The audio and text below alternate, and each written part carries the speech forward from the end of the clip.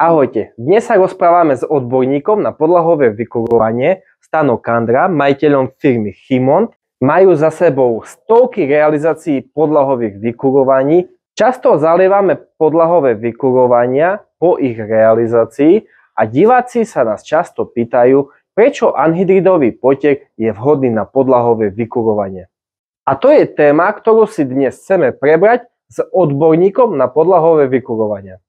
Takže máme tu prvú otázku, Stano, čo rozhoduje o tom, že podlahové vykurovanie je efektívne? Domino. Pre efektívnosť podlahového kúrenia je rozhodujúcich viacero faktorov.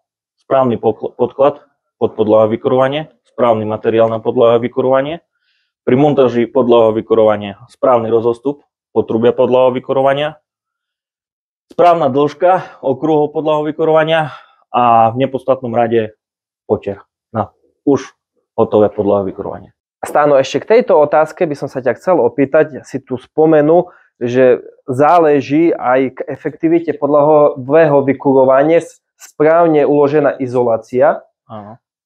Akú odporúčate hrúbku položiť izolácie? Čo sa týka hrúbky izolácie pod podlahové vykurovanie, väčšinou to už riešia projektanti jednotlivých stavieb. Štandardne sa pohybujú izolácie na prízemí pri rodinných domoch v hrúbke od nejakých 12 cm až do 20 cm, kde samozrejme podstatná vec je hydroizolácia základovej dosky, potom pod polystyrénom pôjde klasická fólia, aby nedošlo ku kontaktu polystyrénu s hydroizoláciou, nakoľko ten polystyrén potom degraduje. A potom samozrejme už tá fólia a to potrubie. Čo sa týka dvojpodlažných domov, tam je to špecifické už po požiadavke zákazníka a väčšinou riešime tam hrúbku tej izolácie podlahové od nejakých 4 cm a vyššie. Tu ďalšiu otázku, aký vplyv má typ potieru na podlahové vykurovanie? Typ potieru na podlahové vykurovanie má veľký vplyv. Keď sa ideme rozprávať o klasickom suchom cementovom potieri alebo anhydridovom potieri, výhody anhydridového potieru z našej strany je určite tá minimálna hrúbka, ktorá môže byť aplikovaná na to podlahové vykurovanie. Potom pri anhydride sa krásne obleje komplet potrubie podlahového vykurovania. Nevznikajú vzduchové bubliny, nerovnosti a anhydridový potier je samozrejme samonivelačný. Určite pri anhydridovom potiere sa môžeme baviť o tom nábehu tepla pri podlahovom vykurovaní, správnom rozložení tepla. Pri cementovom potieri vieme, aké tam máme minimálne hrúbky, je to nejakých 6-7 cm, hej. Takže predsa ten nábeh tepla nie je taký efektívny ako pri anhydridovom potieri. Je tam viac výhod. A myslíš si, že cementový polosuchý potier, ak je v ňom vzduch, niekedy od 25 až 30%, môže to mať vplyv na funkčnosť kotla a celkovú spotrebu energie?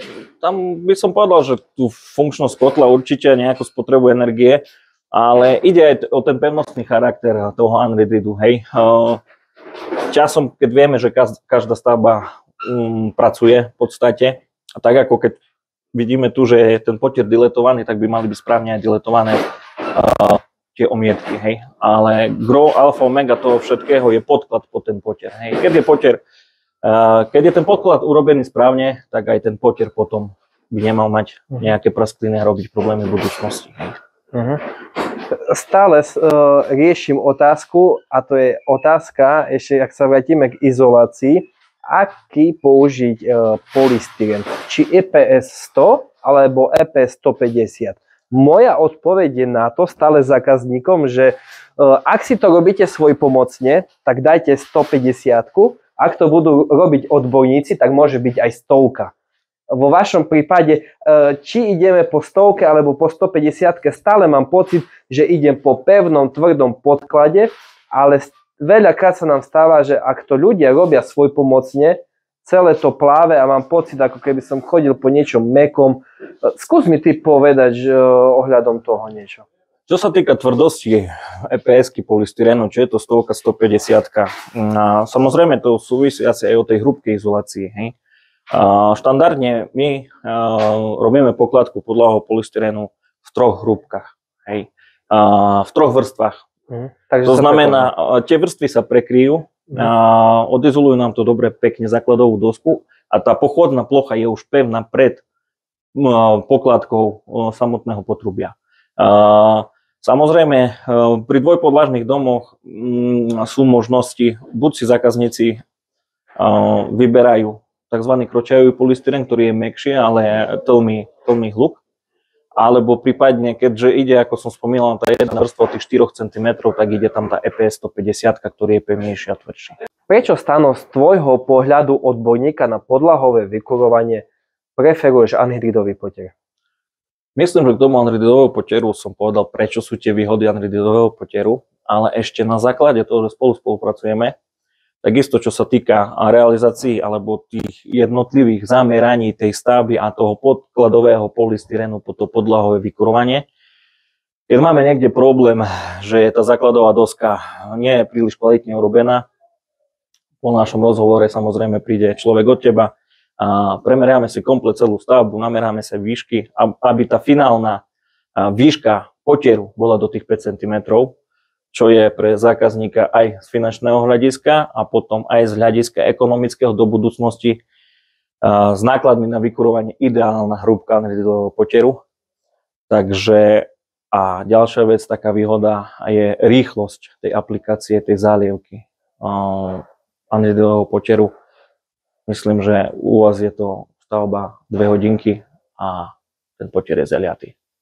A v koordinácii s nami je tá realizácia nejakého domčeka, poviem to podlahy na kľúč, komplet s rozlohmi a je samozrejme vodoinštalácie nejaký týždeň. Ak premýšľate nad tým, akú zvolíte skladbu, nie ste si istí ešte, aké kúrenie zvolíte do svojho domu, určite ponúkame balík aj podlahu na kľúč, kedy vieme v spolupráci s firmou Chimont vám zrobiť balíček, kedy vám firma Chimont zrobí pokladku polystyrenu, podlahové vykurovanie a my to bezstarostne zaliejeme. Takže tým pádom tieto 3 služby máte od nás bezstarostne zrobené. Máme tu ďalšiu otázku, ktorú sa nás pýtajú naši zlatí zákazníci a to je, že aké potrubie použiť na podlahové vykurovanie. Ja viem z mojich skúseností, že sa stretávame s plastovými a s plastohliníkovými. Stano, vieš mi o tom niečo povedať, čo ty by si odporúčal, alebo čo vy preferujete? My preferujeme potrubie určené priamo na podlahové vykurovanie, je to označenie PERT. To znamená, že to potrubie obsahuje v sebe len plast. To potrubie je pružnejšie a má lepšiu tepelnú vloživosť. Hej? Je potrubie, ako ty vravíš, plastohliníkové. Samozrejme, firmy využívajú aj to plastohliníkové potrubie. My 99% stavieb realizujeme z toho plastového potrubia s označením PERT, kvôli tej pružnosti a tej tepelnej stabilnosti. A máme tu poslednú otázku na záver. Ak by si, Stano, mohol poradiť našim zákazníkom alebo ľuďom, čo pozerajú tieto videá, čomu by sa mali vyhnúť pri podlahovom vykurovaní versus potier, alebo nejaká taká rada, ktorá im pomôže predísť nejakému problému? Tak samozrejme, ako som spomínal, je to ten hlavne podklad pod podlahové vykurovanie, správne navrhnuté podlahové vykurovanie zo správneho materiálu a samozrejme ten potier. Tieto všetky 3 aspekty dávajú dokopy nejaký ten balík a ten komfort toho bývania, kde to zákazník časom ocení aj na tej spotrebe na vykurovanie, lebo je doba, aká je a vieme, že snažíme sa ušetriť každé euro, takže aj tá vyššia investícia do kvalitnejšieho potieru sa časom veľmi rýchlo vráti. Ďakujem za odpoveď. Ešte ja by som v rýchlosti chcel to povedať ohľadom potieru, že fakt sa snažíme voliť potiery, ktoré sú certifikované, tým pádom zákazník má istotu i pri nejakej reklamácie a ak zákazník chce zvoliť lacnejšiu alternatívu z nejakých zahraničných zdrojov, treba si dávať pozor, skadiaľ ten piesok je privezený, aká kvalita cementu je použitá a aká voda je použitá tiež v tom potieri. Ak chcete, aby vaše podlahové vykurovanie efektívne fungovalo, určite odporúčame po konzultácii s odborníkom, aby ste volili anhydridový potier. Ďakujeme firme Chimont za odborné vysvetlenie a rady z praxe a preto odporúčame aj našim zákazníkom, ak fakt máte nejaké nejasnosti a ak rozmýšľate ešte si len na začiatku stavby domu alebo volíte nejaké skladby, určite sa poradte s odborníkmi. Dole do popisu videa vám dáme kontakt aj na firmu Chimont a ak budete mať nejaké otázky, určite sa ozvite. Tak Dominik, ďakujeme tebe za otázky, za rozhovor a verím, že sa budeme vidieť pri ďalšom videu alebo rovno na vašej stavbe. Ahojte.